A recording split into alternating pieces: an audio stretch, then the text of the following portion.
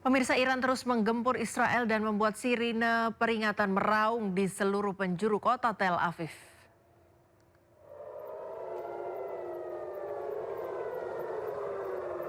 Pertahanan udara Israel berusaha melakukan pencegahan serangan rudal Iran, membuat ledakan dan sirine terdengar di seluruh kota di Tel Aviv. Iran terus melakukan serangan balasan yang menyasar sejumlah fasilitas militer Israel dan Amerika Serikat. Memasuki minggu ketiga perang, setidaknya 1.450 orang tewas dengan 13 kematian personel militer yang diakui oleh pihak Amerika Serikat dan 13 personel militer dari pihak Israel.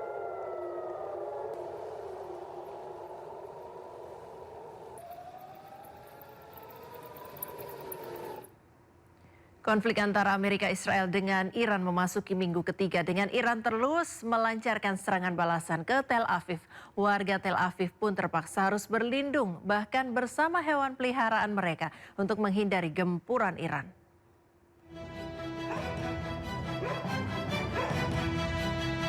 Tidak efektifnya Iron Dome dalam menahan gempuran rudal-rudal Iran membuat warga Tel Aviv berlarian ke tempat pelindungan bom yang kebanyakan berada di basement bangunan. Bahkan warga Tel Aviv dipaksa berlindung bersama hewan peliharaannya untuk menghindari terkena serangan rudal balasan Iran yang terus menghujani Israel. Menurut media lokal, gempuran Iran membuat warga di kota-kota Israel lainnya juga telah mengungsi ke tempat penampungan. Hal ini terjadi setelah Iran melakukan serangan balasan atas serangan yang dilakukan Zionis Israel bersama Amerika Serikat yang menewaskan pemimpin tertinggi Iran Ali Khamenei. Ya pemirsa, untuk pertama kalinya setelah 3 pekan perang berlangsung, Iran meluncurkan rudal Sejel.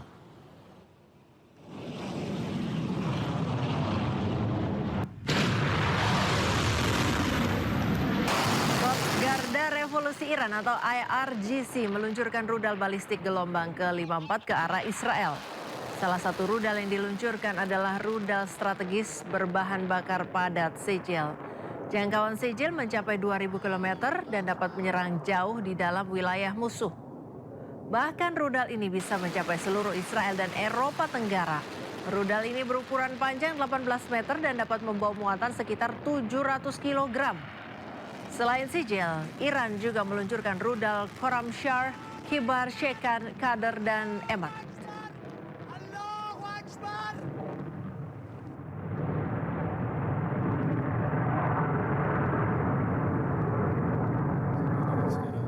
Di negara kami atas serangan Amerika Serikat dan Zionis Israel terhadap negara kami, korban sebagian besar berasal dari kalangan sipil, dan kami melaporkan kepada Yang Mulia situasi terakhir, kepada Yang Mulia Bapak Yusuf Kala kami laporkan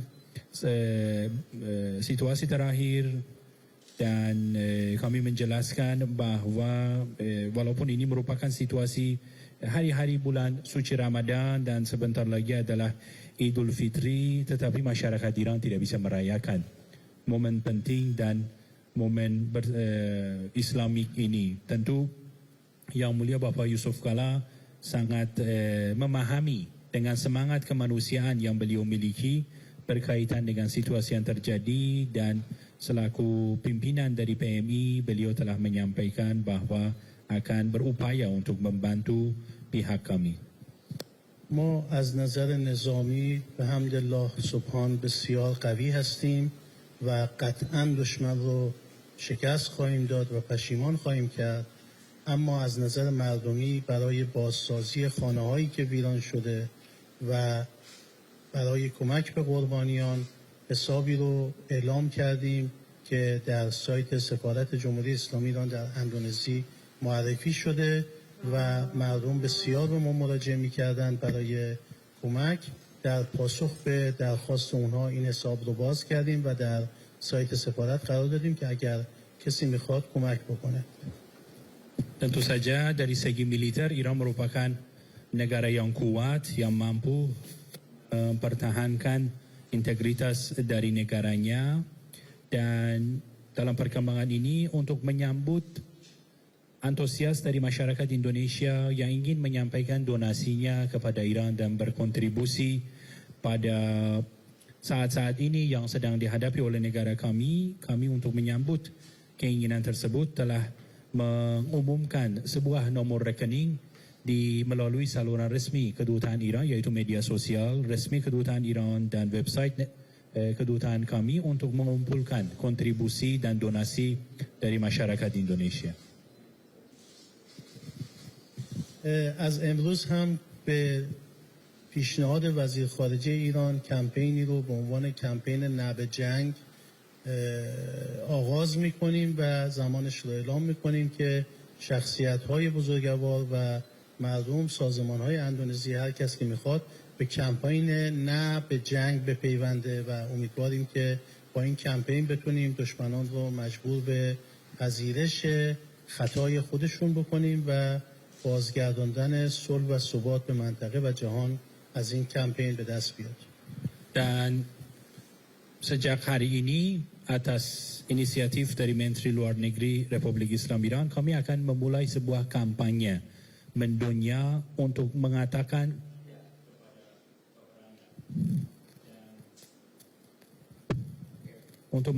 tidak kepada peperangan. Dan saya rasa kampanye ini juga di Jakarta kami akan mulai sebentar lagi dan harapannya adalah banyak pejabat, banyak perwakilan dari ormas, berbagai kalangan dari masyarakat Indonesia, akademisi dan lain-lain dengan berkontribusi dalam kampanye ini bisa membuat pihak musuh menerima bahwa apa yang dia lakukan adalah hal yang salah dan kita bisa mengembalikan perdamaian dan keamanan ke kawasan. باز هم از پشتیبانی‌های برادرانه و دوستانه دولت اندونزی، ملت اندونزی، سازمان‌های اسلامی، شخصیت‌های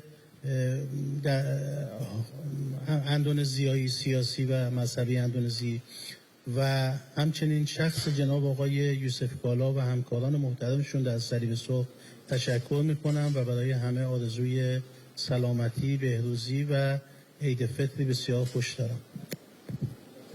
Dan pada akhir kata, sekali lagi ingin menyampaikan apresiasi kami, terima kasih kami kepada negara sahabat kami yaitu Republik Indonesia, kepada pemerintah Indonesia, bangsa Indonesia, organisasi masyarakat, organisasi keislaman, berbagai tokoh politik, tokoh agama, sosial di Indonesia. Kami ingin menyampaikan terima kasih dan secara khusus kepada Yang Mulia Bapak Yusuf sebagai sahabat Iran dan juga saya ingin menyampaikan menggunakan momen ini untuk sampaikan selamat kepada anda semua atas akan tibanya Idul Fitri dan saya mendoakan anda kesehatan dan juga keagungan serta kemuliaan. سلامت Hari Raya Idul Fitri mohon maaf lahir dan batin. Wassalamualaikum warahmatullahi wabarakatuh.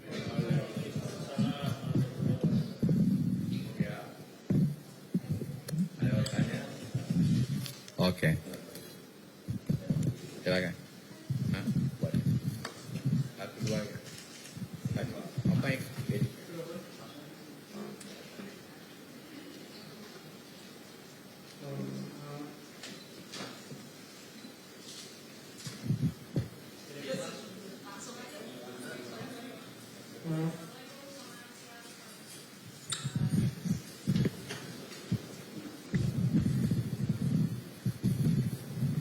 Selamat siang, Assalamualaikum warahmatullahi wabarakatuh. Saya Nanda Aprilia dari Kompas TV. Saya ingin bertanya ke Pak Yusuf sebenarnya terkait dengan pertemuan di dalam tadi. Di pertemuan di dalam Pak, apakah ada spesifik mungkin bantuan atau yang diinginkan betul-betul oleh Iran sejauh ini apa? Di tengah kondisi yang saat ini tengah masih berlangsung, apakah itu terkait dengan permintaan obat-obatan saja ataukah juga diperlukan untuk relawan ataupun tim medis untuk dikirimkan ke sana? Nah, dari hasil pertemuan tadi, Pak, apakah secepatnya akan juga disalurkan atau diberitahukan kepada pemerintah, khususnya di sini Kementerian Luar Negeri, agar bisa secepatnya bahwa bantuan ini bisa dieksekusi dan juga dikirimkan? Terima kasih.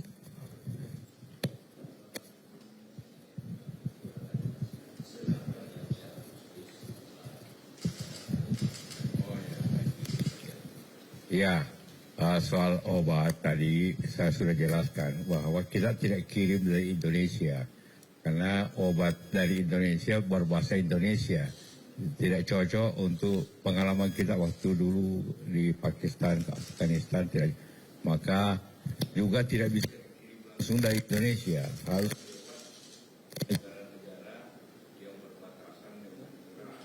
yaitu dan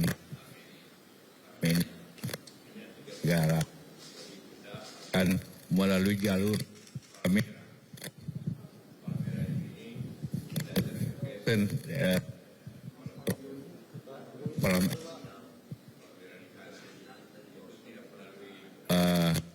instansi di Palmera sendiri.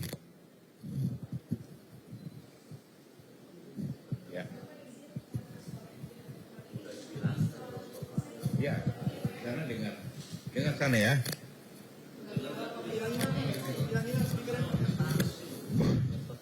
Ya,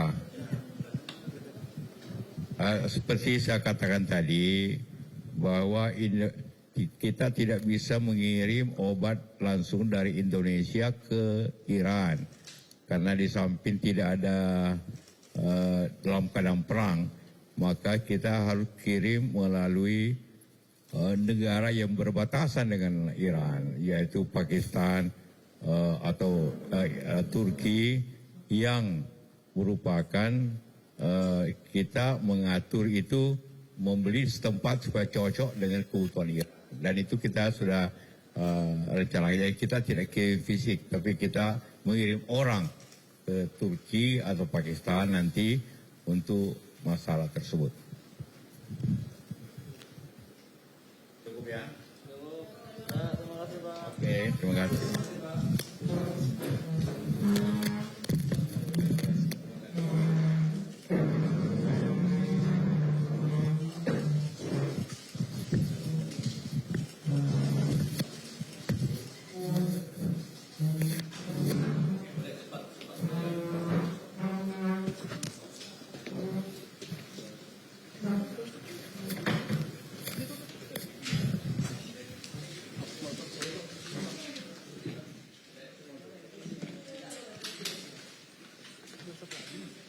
Stop lagi, Bang.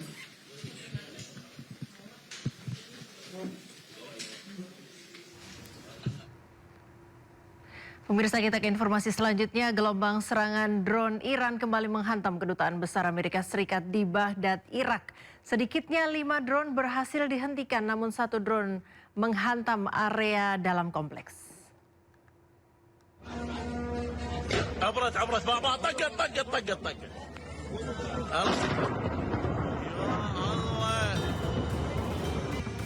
Kedutaan Besar Amerika Serikat di Baghdad, Irak menjadi sasaran serangan drone Iran pada Selasa pagi. Akibat serangan di zona hijau Baghdad dengan pengamanan ketat ini, sejumlah fasilitas hangus terbakar. Sedikitnya 5 drone berhasil dihentikan di udara, namun 1 drone berhasil menghantam area di dalam kompleks. Diketahui Kedutaan Besar Amerika Serikat di Baghdad telah 3 kali menjadi sasaran serangan sejak eskalasi konflik antara Amerika Serikat, Israel, dan Iran terjadi.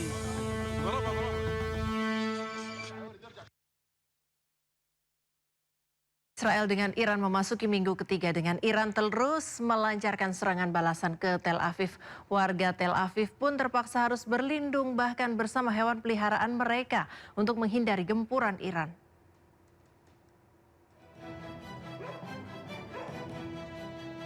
Tidak efektifnya Iron Dome dalam menahan gempuran rudal-rudal Iran membuat warga Tel Aviv berlarian ke tempat pelindungan bom yang kebanyakan berada di basement bangunan. Bahkan warga Tel Aviv dipaksa berlindung bersama hewan peliharaannya untuk menghindari terkena serangan rudal balasan Iran yang terus menghujani Israel. Menurut media lokal, gempuran Iran membuat warga di kota-kota Israel lainnya juga telah mengungsi ke tempat penampungan. Hal ini terjadi setelah Iran melakukan serangan balasan atas serangan yang dilakukan Zionis Israel bersama Amerika Serikat yang menewaskan pemimpin tertinggi Iran, Ali Khamenei.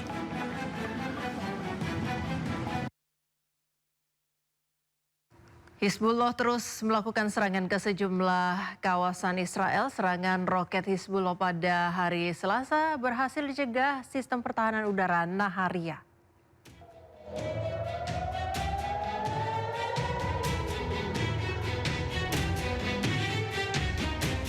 Rekaman yang diambil pada hari Selasa menunjukkan roket-roket yang dicegah di atas kota Naharia, Israel Utara saat Hizbullah terus melakukan serangan lintas batas di tengah meningkatnya ketegangan regional.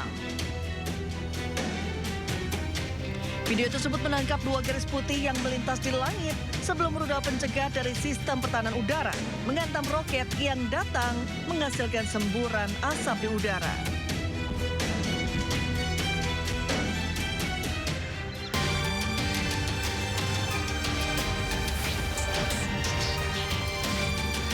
Sebelumnya, serangan udara ke kawasan yang terletak dekat perbatasan dengan Lebanon pada Senin malam menghantam daerah permukiman di kota tersebut, menyebabkan rumah-rumah terbakar dan melukai sedikitnya 7 warga sipil.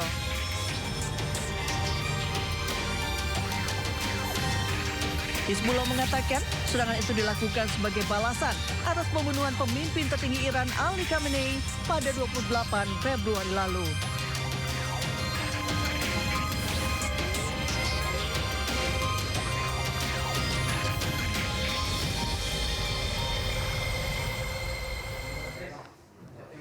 Pemirsa, Israel mengklaim 2 pembunuhan tingkat tinggi terhadap Sekretaris Dewan Keamanan Nasional Iran Ali Larijani dan Komandan Basij Gholam Reza Soleiman.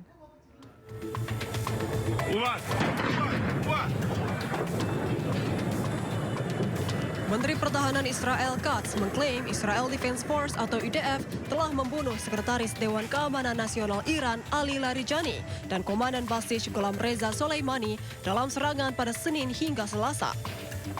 ראש הממשלה בנימין נתניהו ואני הנחינו את צה"ל להמשיך ולצוד את הנהגת משטר הטרור והדיכוי באיראן ולגדוע שוב ושוב את ראש התמנון ולא לתת לו לצמוח.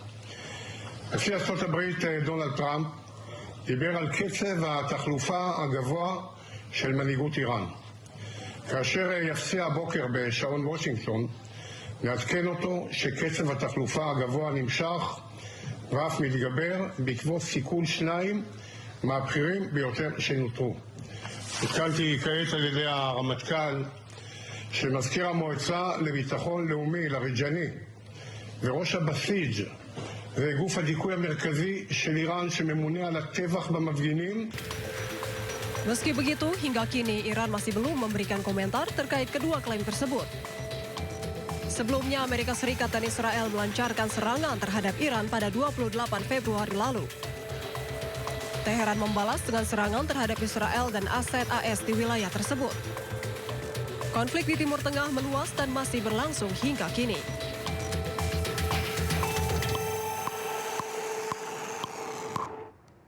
Berbeda dengan Israel yang tidak terbuka menyampaikan kondisi Perdana Menteri Netanyahu, pihak Iran dengan terbuka justru mengkonfirmasi wafatnya 2 tokoh kunci dalam serangan udara Zionis Israel pada Senin malam.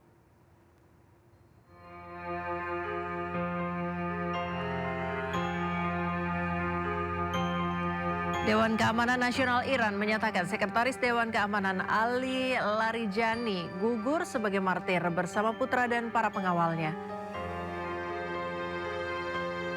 Larijani yang dikenal tangan kanan mendiang pemimpin tertinggi Ayatullah Ali Khamenei dan arsitek strategi keamanan negara menjadi target utama dalam eskalasi konflik yang kian memanas.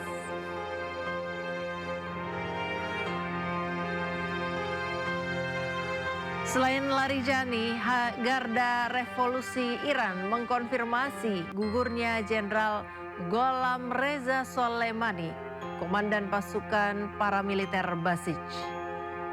Sosok yang memimpin keamanan internal Iran selama 6 tahun terakhir ini tewas dalam operasi yang disebut Teheran sebagai serangan Amerika Zionis.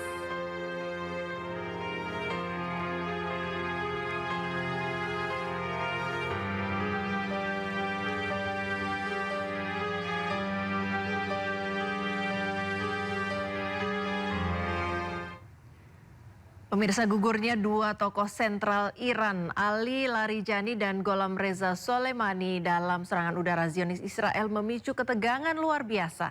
Tidak hanya memicu sumpah pembalasan tanpa gencatan senjata, tetapi juga memicu guncangan di Selat Hormuz melalui kebijakan blokade jalur bagi non-sekutu Iran. Kebijakan yang dianggap pilih kasih rupanya ikut menyeret kepentingan Indonesia, di mana 2 kapal Pertamina ditahan di Selat Hormuz. Seberapa jauh dampak gugurnya Larijani akan mempengaruhi stabilitas kawasan? Kita akan membahasnya bersama pakar keamanan internasional Aisyah Kusuma Sumantri. Selamat siang. Selamat siang Bu Aisyah. Selamat siang Mbak Friska. Iya, Ali Larijani adalah tangan kanan pemimpin tertinggi Iran. Seberapa besar lubang taktis dan psikologis yang ditinggalkan bagi pertahanan Iran? Ya, saya rasa kita harus melihat dulu dari segi konstitusi Iran. Jadi Iran ini memang merupakan sebuah negara yang sebenarnya secara konstitusi itu sudah matang. Jadi kita tidak bicara tentang negara-negara Timur Tengah seperti yang dulu mungkin pernah diperangi oleh Amerika Serikat, seperti misalnya Irak atau misalnya Syria. Tetapi kita bicara tentang sebuah negara modern yang punya sistem pemerintahan yang sudah kokoh. Gitu. Jadi saya rasa meskipun Larijani meninggal dunia dan tewas atas serangan dari Israel, tetapi sebenarnya masih ada sistem konstitusi yang bisa langsung mengganti Larijani. Tetapi ya kita harus mengakui bahwa memang beliau memiliki kemampuan yang luar biasa ya dalam menyusun strategi pertahanan dan kemudian dalam gerakan struktur militer Iran. Tetapi di satu sisi kita lihat memang ada efek-efek lain yang mungkin muncul atas meninggalnya Larijani. Yang kita lihat adalah yang pertama kematian seorang perwira militer ini akan menimbulkan sebuah perilaku yang bernama rally around the flag behavior di dalam ilmu pertahanan ya. Ya, ini adalah sebuah perilaku di mana sebuah tokoh ini menjadi seorang martir sehingga kemudian masyarakat yang ada di dalam negara tersebut bukannya justru malah panik dan bukannya justru malah ketakutan, tetapi malah akan berkumpul di antara negara dan menciptakan sebuah kohesi yang lebih kuat gitu. Hal tersebut kalau kita lihat ini juga terjadi ketika kemudian kematian Ali Khamenei ya, yang kemudian di awal dianggap bahwa ini akan kemudian menghancurkan ya pemerintahan Iran dan kemudian akan meruntuhkan kemudian persatuan negara dan akan kemudian dengan mudah diambil alih oleh masyarakat Iran, tetapi ternyata yang terjadi malah sebaliknya. Jadi ada kohesi masyarakat yang terbentuk atas meninggalnya pimpinan-pimpinan tertinggi dari sebuah negara. Baik, bicara soal pertahanan, serangan menyasar pusat kekuasaan, artinya Iran ini disasar betul begitu. Apakah ini bukti bahwa intelijen Zionis Israel sudah menyusup ke lingkaran terdalam Teheran? Ya, saya rasa ini sudah lama dilakukan ya oleh jaringan intelijen CIA dan Mossad, dan semuanya kemudian menyusup dan banyak diantaranya yang menggunakan masyarakat Kurdi untuk menjadi salah satu jaring intelijennya. Kalau kita lihat di sini memang salah satu hal yang kemudian menjadi sasaran utama itu adalah pusat-pusat pemerintahan serta kemudian tokoh-tokoh pemerintahan, karena tadi ya strateginya adalah sangat terukur dan sangat presisi gitu, karena mereka tahu bahwa untuk bisa turun secara langsung tadi ya ground troops itu mungkin akan sulit karena membutuhkan sumber daya yang besar. Maka dari itu saya rasa sebenarnya sudah lama sekali kemudian jaring intelijen Mossad dan jaring intelijen CIA ini masuk ke pusat kota Tehran ya untuk mencari tahu kelemahan serta apa yang bisa diantisipasi jika kemudian terjadi keadaan-keadaan yang tidak diinginkan bagi Israel dan Amerika Serikat. Nah, salah satunya yang kemudian menjadi strategi ini adalah dengan melakukan asasinasi terhadap pimpinan-pimpinan tertinggi. Saya rasa memang itu sudah dilakukan sejak lama dan ini merupakan salah satu hal yang kemudian penting di dalam peperangan ya, karena akan membantu kemudian pelaksanaan taktisnya. Bagaimana sebaliknya antara Iran dengan Israel? Apakah Iran juga melakukan hal yang sama dan berhasil menembus informasi-informasi penting dari Iran? Saya rasa Iran sejauh ini memang memiliki jaringan intelijen juga, tetapi mungkin secara kapasitas ya, intelijen Iran tidak satu kelas dengan Mossad dan CIA yang mungkin memang sudah terkenal dengan dengan sepak terjangnya. Tetapi di sisi lain kita harus memahami bahwa Iran ini memiliki sekutu-sekutu yang cukup kuat di dalam bidang intelijen dan memiliki intelijen dalam bidang human intelligence, lalu signal intelligence ya, dan juga geointelligence gitu. Jadi sebenarnya selama peperangan ini sebenarnya terlihat betul bahwa ada pemberitaan terkait bagaimana kemudian China dan Rusia ini memberikan supply intelijen melalui satelit untuk memberikan patokan-patokan kepada Iran dalam menembakkan senjata misilnya. Jadi kita bisa melihat beberapa serangan yang kemudian dilakukan ke Tel Aviv, lalu kemudian ke kapal-kapal Amerika Serikat, itu kemudian banyak sekali disokong oleh China dan Rusia. Dan saya rasa sebenarnya itu merupakan salah satu bantuan yang sangat signifikan bagi pasukan Iran untuk bisa mendapatkan tujuan strategisnya. Baik, dalam konflik antara Iran dengan Israel dan Amerika Serikat, Iran dengan tegas menolak gencatan senjata. Apakah kematian Larijani ini otomatis menutup pintu diplomasi dan memicu perang terbuka di darat, tidak hanya di udara begitu?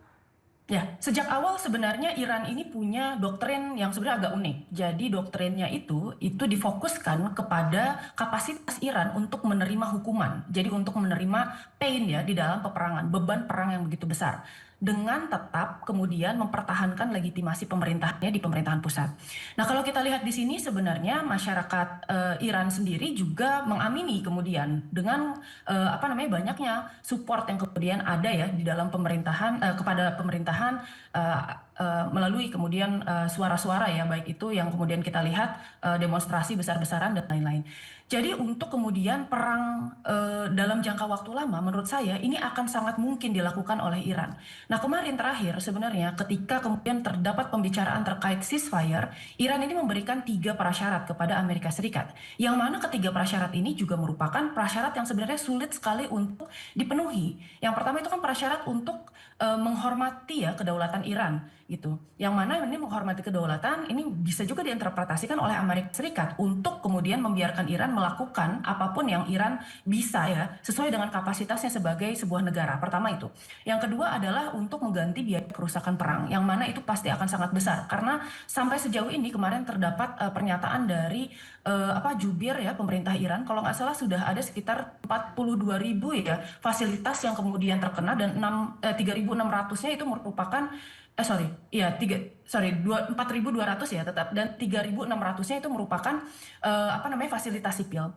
Nah, lalu kemudian kita lihat di sini itu merupakan harga yang akan sangat mahal untuk dibayar oleh Amerika Serikat. Yang ketiga itu kemudian terkait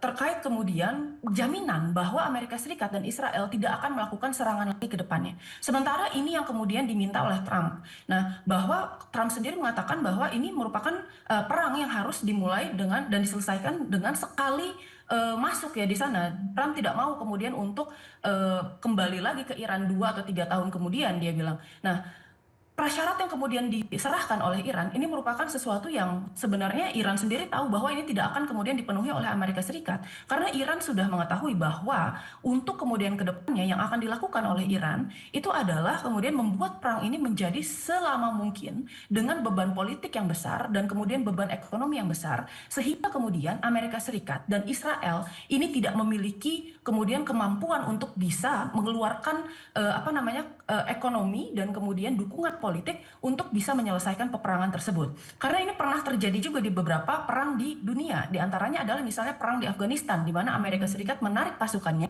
dan yang terjadi adalah pasukan Taliban kemudian mengambil alih pemerintahan di Afghanistan. Atau kemudian apa yang terjadi di Vietnam ketika kemudian gerakan hippie di tahun 70-an itu kemudian sangat mendominasi saat itu dan menyuarakan suara anti perang, dan akhirnya pemerintah harus kemudian menghilangkan dan menarik kembali pasukan Amerika Serikat dari Vietnam. Itu sempat terjadi dan saya rasa ini yang kemudian diincar oleh Iran. Jadi tidak akan ada kemudian pengaruh dari kemudian kematian Larijani, justru ini malah akan kemudian memperkuat ya strategi Iran dalam melakukan perang atrisi dan menarik perang ini dalam waktu yang jangka panjang. Baik, kalau tadi Anda jelaskan bahwa Iran punya target untuk melemahkan Amerika Serikat dan Israel dengan memperpanjang durasi perang ini. Bagaimana dengan ketahanan Iran sendiri? Ya, terima kasih Mbak Priska. Jadi memang Iran ini sudah membangun strategi perang atrisi sejak 20 tahun yang lalu. Jadi salah satunya adalah dengan dia menempatkan senjata-senjatanya di tempat yang sulit untuk kemudian dideteksi. Lalu kemudian Iran juga membangun jaringan proksi di Timur Tengah, yang kemudian sekarang kita kenal proksinya sebagai Axis of Resistance. Jadi dengan kemudian membangun kapasitas tersebut, Iran juga memastikan bahwa peperangan ini bisa dilakukan oleh Iran. Memang dengan menginvite ground troops ke Iran, ada beberapa risiko yang mungkin bisa dihadapi. Pertama adalah korban jiwa yang makin banyak. Yang kedua adalah kerusakan infrastruktur yang kemungkinan besar akan semakin bertambah. Nah, kedua hal ini merupakan salah satu beban yang perlu ditanggung oleh Iran. Karena memang battle terrainnya, battle groundnya itu adalah Iran sendiri. Nah, tetapi di sisi lain kita lihat sebenarnya ada keuntungan strategis juga yang mungkin bisa diperoleh oleh Iran. Yang pertama, kita harus melihat bahwa karakteristik masyarakat Iran ini adalah mereka itu masyarakat yang proaktif dan keras sebenarnya terhadap pemerintahannya. Begitu juga dengan pemerintahan Iran sebenarnya cukup keras juga dengan masyarakatnya, dan kita tidak bisa memungkiri bahwa sebenarnya Iran juga memang melakukan beberapa tindakan-tindakan ya untuk pelanggaran-pelanggaran kemanusiaan terhadap masyarakatnya sendiri. Nah, tetapi ketika kemudian terdapat tekanan dari luar gitu, masyarakat Iran ini sifatnya akan sangat bersatu. Tadi ya, rally around the right behavior. Nah, ketika semua itu kemudian bersatu menjadi satu, masyarakat ini menjadi aset yang penting bagi Iran. Yang pertama, masyarakat akan menyediakan informasi terkait intelijen. Yang kedua adalah logistik. Yang ketiga adalah kemudian kemampuan untuk bisa membaur antara masyarakat dengan milisinya. Sehingga kemudian itu adalah salah satu kekuatan utama di dalam perang atrisi. Nanti pasukan Amerika Serikat akan sulit untuk membedakan yang mana yang masyarakat sipil dan yang mana yang kemudian kombatan. Itu yang terjadi. Nah, kedua, ini ada keuntungan juga di bidang familiarity with the battle terrain. Karena Iran ini agak berbeda dengan negara-negara Timur Tengah yang lain, dengan Asia Barat lain ya. Bahwa kalau kita lihat sebenarnya Iran ini penuh dengan pegunungan dan gurun pasir. Butuh specialized skill untuk kemudian bisa beroperasi di wilayah-wilayah seperti itu. Khususnya karena tadi ya kondisi alam, lalu kemudian lingkup geografisnya, bentuknya, lalu kemudian cuaca dan lain-lain itu membutuhkan adaptasi yang sangat luar biasa untuk bisa kemudian beroperasi dan bisa menjadi tentara yang efektif. Jadi saya rasa sebenarnya Iran sudah mempertimbangkan hal tersebut dan mereka membangun strateginya. Begitu juga dengan kemudian pemanfaatan terkait Selat Hormuz ya, bahwa sebenarnya titik cekik yang cuma lebarnya itu sekitar 30 sampai 40 km itu bisa menjadi titik strategis. Karena sekarang pun Iran paham bahwa itu bisa menjadi kelemahan Iran ya, karena semuanya dikelilingi pegunungan kecuali di wilayah pantai. Yang dilakukan apa? Mereka menanam ranjau-ranjau laut di sana. Ranjau yang bahkan bisa membedakan yang mana kapal tempur, yang mana kemudian kapal komersil. Karena ranjau-ranjau itu memiliki dan dilengkapi oleh kecerdasan akustik gitu ya. Jadi ada sensor di dalam ranjau laut itu. Nah, kita lihat di sini berarti kan sebenarnya Iran juga berhasil gitu untuk memanfaatkan kondisi geografis, memanfaatkan kemudian support masyarakatnya untuk bisa melakukan perang atrisi dalam jangka waktu yang panjang. Baik, bicara soal support, banyak negara-negara menolak ajakan Amerika Serikat untuk mengirim pasukan ke Selat Hormuz. Mengapa mereka justru menjaga jarak? Tadinya kawan begitu, sekarang tidak bersedia untuk mensupport. Nah, ini menarik karena memang kalau kita lihat sebenarnya ini ada beban politik juga yang muncul. Pertama kita lihat sebenarnya Trump ini menjadi salah satu aktor yang cukup unik di dalam dunia internasional. Nah, Amerika Serikat sendiri sekarang terlihat sebagai sebuah negara yang cukup saya akan bilang bahwa cukup berusaha untuk kemudian berusaha untuk menggapai sebenarnya aliansi-aliansinya ya, terutama dengan pernyataan-pernyataannya untuk bisa mendapatkan bantuan sebenarnya, khususnya dalam membuka kembali Selat Hormuz. Tetapi di sisi lain kita lihat juga ada perilaku Amerika Serikat yang justru mendorong aliansinya ini. Kita lihat sebenarnya ada beberapa perilaku yang kemudian muncul di sini. Behavior pertama itu adalah behavior terkait anti-allies. Nih, kita bisa melihat bahwa bagaimana Amerika Serikat ini mulai kemudian mendorong negara-negara NATO menjauh dengan pernyataannya untuk menganeksasi Greenland, lalu kemudian meminta negara-negara Eropa untuk melakukan offshore balancing ya, menambah military expenditure-nya dari sekitar 1,5% menjadi sekitar 5%. Nah, itu merupakan jumlah yang sangat besar. Lalu kemudian kita lihat juga sebenarnya ada behavior yang menunjukkan bahwa Amerika Serikat ini menjadi vigilante, termasuk apa yang kemudian kita bisa lihat di Venezuela ya, sehingga ada prediksi nih dari negara-negara di Eropa, apakah kemudian jika terjadi sesuatu di Eropa, Amerika Serikat akan tetap bisa diandalkan sebagai sebuah negara hegemon yang melindungi negara-negara sekutunya. Dan itu dibicarakan secara terbuka pertama kali di dalam sejarah ya, di tahun 2026 ini. Nah, berarti itu menunjukkan sesuatu bahwa yang namanya global order di tahun 2026 ini mulai bergeser. dari yang awalnya kita lihat bahwa ada koalisi dan aliansi yang jelas di antara Amerika Serikat dengan negara sekutunya, sekarang kita melihat adanya pergeseran dari aliansi tersebut ya. Nah, negara-negara Eropa pun bahkan mengatakan ketika kemarin Amerika Serikat mengecam Spanyol ya, yang kemudian diucapkan itu adalah jika Amerika Serikat berani untuk kemudian menyentuh Spanyol dan kemudian melakukan retaliasi terhadap Spanyol, maka negara-negara Eropa lain atau negara NATO lain itu akan mendukung Spanyol di dalam permasalahan tersebut. Nah, ini memperlihatkan ada dua divisiveness ya, atau kemudian perbedaan yang menarik, karena Amerika Serikat dalam narasi us versus them dari Eropa sendiri, Amerika Serikat sudah tidak lagi ada di dalam narasi us-nya itu gitu. Pertama itu. Lalu yang kedua, kita lihat juga ini dari beban sebenarnya ekonomi itu akan sangat mahal untuk kemudian bisa terlibat di dalam peperangan. Karena kita lihat sebenarnya untuk mengirimkan pasukan itu butuh perencanaan yang matang ya. Terutama ketika kita memahami bahwa kemudian peperangan ini bukan peperangan yang dimulai oleh kemudian negara-negara tersebut gitu. Ini mereka akan terseret di dalam entrapment, kerjasama dan aliansi dengan Amerika Serikat. Sementara tadi Amerika Serikatnya sendiri memiliki tadi ya behavior anti-allies yang kemudian mengesampingkan negara-negara Eropa. Nah, lalu kemudian kita lihat yang ketiga adalah kemudian beban politik dari masyarakat dunia. Karena ketika negara-negara tersebut mengirimkan kapal perangnya ke Selat Hormuz, maka akan ada persepsi bahwa negara-negara tersebut menjadi belligerent di dalam pertempuran tersebut yang siding dengan Amerika Serikat. Begitu. Baik, Mbak Aisyah, terakhir ini mantan Wakil Presiden Yusuf Kala baru saja bertemu dengan Dubes Iran. Dubes Iran yang datang untuk menemui Pak JK. Berarti ini sudah kali yang kedua mereka bertemu. Walaupun dalam rangka kegiatan PMI, apakah ada makna khusus dari pertemuan ini dan seberapa krusial peran Pak JK bagi Indonesia di tengah konflik Iran? Mengingat masih ada 2 kapal tanker Indonesia yang terjebak di Selat Hormuz. Ya, saya rasa sebenarnya apa yang dilakukan Iran sekarang adalah diplomasi berbisik ya. Jadi dia mendekati tokoh-tokoh di Indonesia yang mungkin memiliki pengaruh politik serta pengaruh di bidang lainnya, apakah itu dari bidang sosial, bidang agama, untuk kemudian bisa mempengaruhi kebijakan secara langsung. Nah, kita lihat sebenarnya ini sudah ada hasilnya, yaitu sejak kemudian perang Iran terjadi, diplomasi berbisik ini kemudian Dubes Iran di Indonesia ini mendekati sejumlah tokoh-tokoh ya yang berpengaruh, lalu kemudian hasilnya itu adalah Indonesia memutuskan untuk menangguh keanggotaannya di Board of Peace gitu. Nah, lalu kita lihat di sini memang Pak JK ini merupakan salah satu tokoh di Indonesia yang saya rasa memiliki kekuatan politik serta pengaruh di bidang baik itu sosial ya di masyarakat maupun di bidang agama.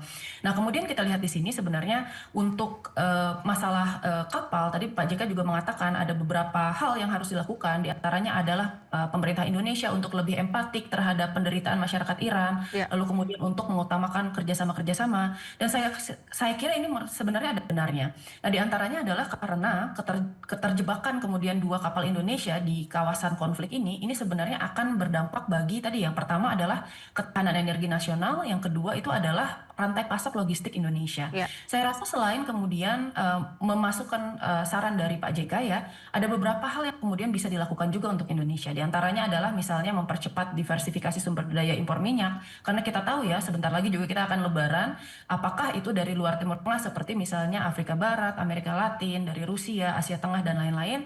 Lalu yang kedua adalah memperkuat cadangan energi strategis kita, dan yang ketiga adalah justru menyiapkan skenario penyesuaian subsidi BBM kita dan pengamanan sosial ya untuk meredam guncangan inflasi. Dan ini salah satu langkahnya adalah refocusing anggaran dari belanja pemerintah. Baik, terima kasih Mbak Aisyah Kusuma Sumantri, pakar keamanan internasional sudah bersama kami di Dialog Siang hari ini. Salam sehat, selamat beraktivitas. Ya, terima kasih.